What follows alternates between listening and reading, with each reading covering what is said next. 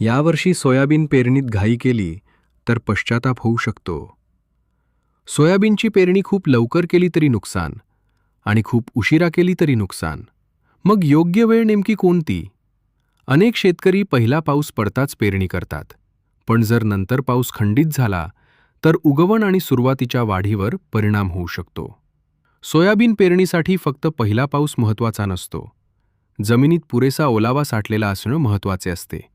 साधारणपणे जूनच्या दुसऱ्या पंधरवड्यापासून ते जुलैच्या पहिल्या आठवड्यापर्यंतचा कालावधी अनेक भागांमध्ये पेरणीसाठी योग्य मानला जातो.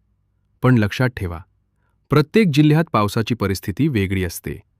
त्यामुळे कॅलेंडर पाहून नाही तर शेतातील ओलावा आणि स्थानिक परिस्थिती पाहून निर्णय घ्या.